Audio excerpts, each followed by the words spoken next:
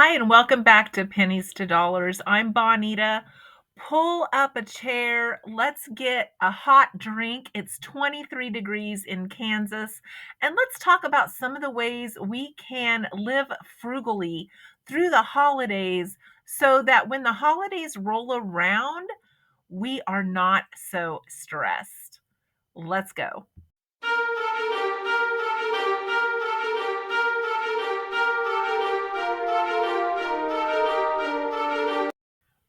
Cashing in on those holiday leftovers is a great way to save money during the holidays. We had an entire gluten-free pecan pie left over at Thanksgiving. I wrapped it in foil. I put it in a freezer bag and stuck it in the freezer. My son had made it. My middle son is a wonderful baker. And so we're just going to thaw that out at Christmas and have it because there's no way my husband and I can eat all of that ourselves. We still had a few other leftovers. So I thought, this one is perfect. I'm just going to freeze it and thaw it back out. That's what they do in the store. A lot of times, those pecan pies are just thaw and serve. We can do that at home and cash in on our own leftovers. I froze the ham bone. I froze two turkey carcasses. Yesterday, I cooked one of the turkey carcasses all day, made about the equivalent of four of those big boxes like you would buy in the store of turkey broth and froze that. And I had enough fat and bones that didn't break down that I'm doing it again today. Well, that's at least $10 worth of broth that I made yesterday. And I only paid a little over $9 for the turkey. So making the broth paid for itself. Those are just a few of the tiny things that I do around the holidays to cash in. Now, I don't know if you saw my short on how much food we went through when we had 14 people here over the holidays. I did a short on that. Went through like 72 hot rolls, 25 pounds of potatoes. It was really interesting how much we went through. But I didn't stress about that at all because I had shopped on sale. I shop in those cycles, knowing when things are going to go on sale again. I never run out of things so that I always stay in that circular motion of buying it while it's on sale, stocking up, looking and making sure I have enough. And when I start to run low, I do it again. And so I never pay full price for any of that. So when people are just loading their plates down, I'm like, that is great. I planned for this. It's fine. I don't have to worry about the cost of these meals because they've been paid for. Nothing's on a credit card. And I know that I can shop in that cycle to replenish what we went through. One of the questions that I get each year is, do I still send Christmas cards? Stamps are up to 73 cents each. But yes, I do still send Christmas cards. Each year after Christmas, I buy Christmas cards on clearance for the next year. And the best place that I have found to buy them is CVS Pharmacy. They will mark down their Christmas section super low. I was able to get Peanuts Christmas cards with the glitter, much fancier than I would have been able to have afforded if I would have just gone in and just bought Christmas cards in season. I paid about $4 a pack for these Christmas cards.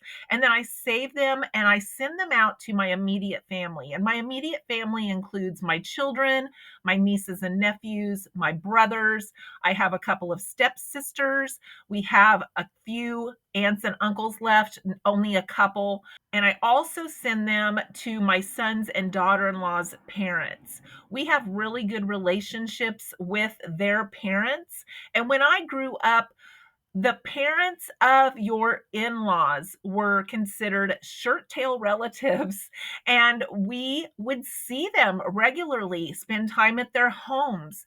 And we have that type of relationship with our sons and daughter-in-law's parents. We just went out to eat with my son's girlfriend's parents this past week. We've been to Thanksgivings at one of my other son's wives' parents' homes.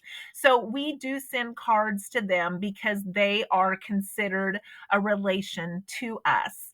Now, I know a lot of people have let this tradition go. All of these cards that I'm mentioning that I mail total about 25 cards. And I figure that I can carry that tradition on, and it's only 25 cards. And I do enjoy getting them. I display them during the holidays. And then if I have cards left over after the holidays that would make really good name tags, then I cut those up and I make name tags.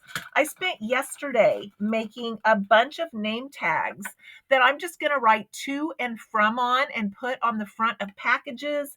And these will take the place of purchased name tags. So I feel like I get my money's worth well beyond what I send those out. But as frugal people, we decide what we want to spend our money on, and that includes the holidays. And the holidays are something that I plan for all year long. I know I'm going to have a lot of money going out during December for gifts, maybe for the additions for some of the food that I need, for the bigger meals, for replenishing some of my stock, for Christmas cards, for running my extra Christmas lights. All of those things go into the holiday, but as a frugal person, I plan for this all year long. So when this happens, it's not a surprise. It's not a setback. It's something I can enjoy the experience while it's happening, and I don't feel a bit guilty or bad about spending extra money during this month. Let me know if you do it this way or if December is a huge setback for you. And I make it this way so that come January, I'm starting with a fresh start. I'm going to re-look at my budget. I'm going to tweak anything that has changed throughout the year for my budget for this next year. But I'm going to go into January not owing any money from Thanksgiving or Christmas celebrations. And that feels really good to go into the year not owing money. I used to owe money going into January. And there were times I would use my tax refund way back in the day when I used to get one to pay off Christmas expenses. And I don't think that is unheard of, even still, that people look forward to that little boost of money in refunds to pay off some things to try to get a fresh start around April. But now my fresh start starts in January. And I love that about being early retired, being frugal, being able to save money, because I never have to live with that black cloud of debt hanging over my head when I start a new year. One of the other things that I take into consideration over the holidays is I know I'm going to have company. So not only am I going to spend more on food, but I'm going to spend more on electricity. We open up some of the back bedrooms for guests, and we had like 5 kids here over Thanksgiving, and they all had phones and they all had chargers and they all plugged them in and left them plugged in the entire several days that they were here. That's not something that we normally do. So I know that my electric bill will go up during that time because we are very frugal and we don't leave things plugged in unless we're using them right then. We don't leave things plugged in unless they are turned on. And so it will raise my electric bill a little bit. But even with the Christmas lights and the extra company, our electric bill may go from like 75 to 85 in December. We keep it low all year round. And I used to have a bill of like $175, but just watching what things were plugged in and really keeping an eye on making sure lights were shut off and extra things were shut off that we were not using and unplugged in back rooms when there were no guests, that saved me over $1,200 a year. So these are some of the things I do all year round. So then when that bumps up in December about $10, it's not a big deal. And I'm aware of that. So I try to make sure as a frugal person that I don't have a bunch of surprises that hit me. And planning really goes into that, planning for the entire year. One of the things that I've done the last couple of years, this will be my second time since I'm starting my second year of retirement, is I make a little list and I put down January, February, March, April. I staple it together and I just keep this little list on the back of my calendar in my planner. So I just use a free calendar, like I've showed you before, from the bank.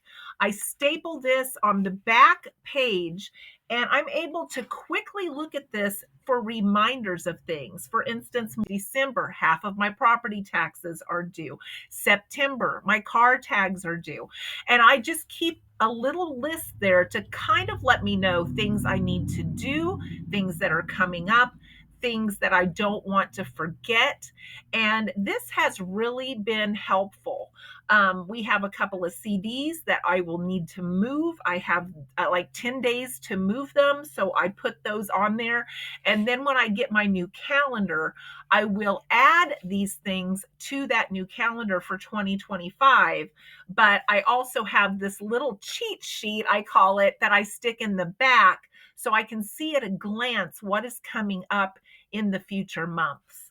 So I guess I'm pretty organized. Sometimes it doesn't seem like it because my desk will have papers piled, but even when I was working, I would keep things organized and I knew exactly where everything was at.